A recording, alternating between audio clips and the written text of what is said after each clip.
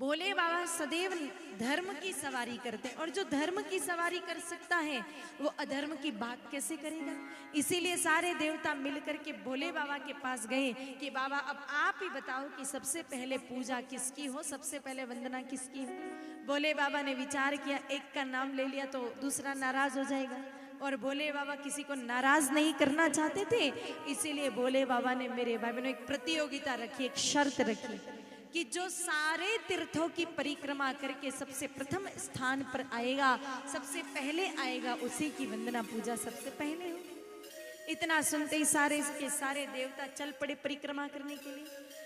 किसी के पास हाथी है, किसी के पास घोड़ा है, किसी के पास शेर है, किसी के पास मोर है, सब अपने अपने वाहन लेकर के चल पड़े। लेकिन गणेश जी कहीं नहीं गए, क्योंकि गणेश जी का शरीर थोड़ा भारी गजबदन, और गणेश जी का वाहन क्या है? चूहा, छोटो सो उंदरो, मूषक। विचार किया इस मूषक पे बैठकर परिक्रमा होने वाली नहीं है। देखो भाइयों, एक बात बताओ, आपको पहले ही आसार मिल जाएं, इस बात का आपको संकेत मिल जाएं कि इस वर्ष फसल नहीं होगी, तो बोलो बीज ला करके उसको बोने की मेहनत आप करोगे क्या? आपको जब पहले ही पता है कि फसल नहीं होगी तो क्यों बाजार से बीज लाओगे, क्यों उसकी बुवाई की मेहनत करोगे? जब परिणाम ही नकारात्मक नजर आ रहा हो तो फिर पुरुषार्थ का कोई लाभ नहीं है। गणेश जी को भी पता था कि इतने बड़े बड़े देवता, इतने तेज भागने वाले वाहन, और उसके सामने मेरा छोटा सा बेचारा उंदरा क्या ही कर लेगा। इसीलिए भोले बाबा के पुत्र गणेश जी कहीं गए नहीं, और गणेश जी वहीं पर बैठ गए। वहीं पर बैठे बैठे गणेश जी विचार करने लगे कि ये पिताजी अगर कोई प्रतियोगिता रख रहे हैं तो मात्र दौड़ा भागी के लिए नहीं रख सकते, इसके पीछे कोई न कोई रहस्य अवश्य होगा।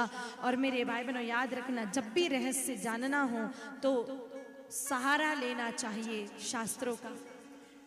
भोले बाबा ने, गणेश जी ने यही किया, शास्त्रों का ध्यान करने लगे।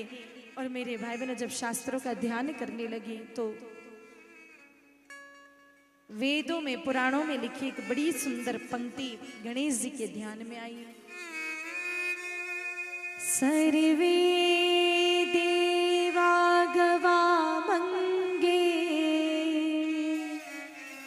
तीर्थानि गोपदेषु च,